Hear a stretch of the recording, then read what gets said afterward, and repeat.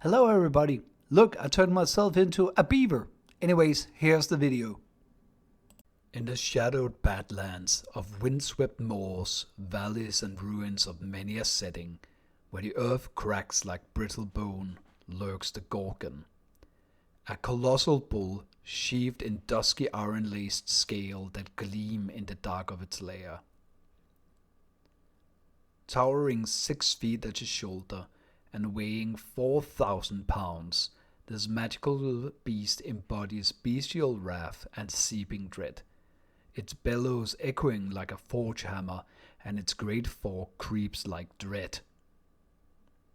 The Gorgon is an absolutely wonderful monster, and not only is a unique idea of a creature, thanks to its iron exterior, it possesses high armor class, high HP, and alongside its decently powerful gore attacks. The very caveat of this creature, however, is that it possesses a petrifying breath attack. This wonderful effect will turn this from a classical slug-it-out monster fight into a whole other different matter, as the Gorgon itself is fighting a war of attrition against the adventurers, where it aims to spread its fork around while battering and throwing players around its lair. It does not aim to kill anyone before they have turned, unless the Gorgon of course has started fearing for its life. As soon as a player has started to turn into stone, the race is on. The Gorgon will scramble to build up speed and break a petrified player into thousands of shards. And depending on how intelligent a DM would believe such a creature to be, this could be done out of instinct or as a part of a careful plan to bait the remaining adventurers to put themselves in harm's way to protect their petrified comrades.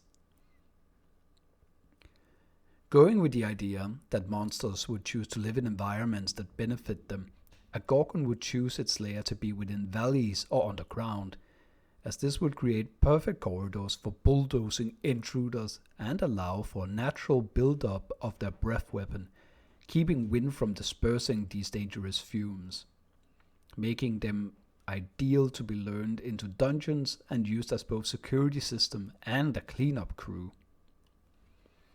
It is my personal headcanon that Gorgons are in fact biological creatures infused or created by energies associated with transmutation or planetary realms such as the plane of Earth in most classical D&D settings.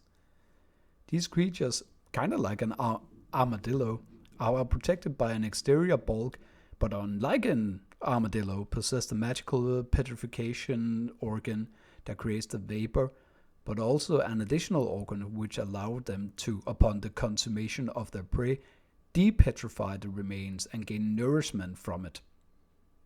Some believe that the Gorgon is created by mad wizards as sentinels, and others take them to be just another monster. I personally believe the story where Gorgons are a symptom of a larger threat, that there is an elemental imbalance to the area, or as the result of some great magical catastrophe. But now let's talk treasure. The hunting ground of a Gorgon should be littered with all manners of valuables that its victims has left behind, as the Gorgon canonically does not consume treasure. But the beast itself is incredibly valuable. Imagine what an alchemist would pay for the petrification organ, or imagine a fighter in scale mail from the exterior of the beast. Or I can totally see a barbarian with a Gorgon skull helmet charging against his enemies with the same power of this beast itself. As the GM, I would alter the Gorgon just a little bit, in that I would give the ability Siege if it moves more than 20 feet in a straight line, which allows it to deal additional damage to structures. This includes statues, which it may or may not have created. But besides this, I just love the Gorgon and I think it's perfect. Thank you for watching. Please subscribe and share the video around, and I'll see you in the next video. Bye bye.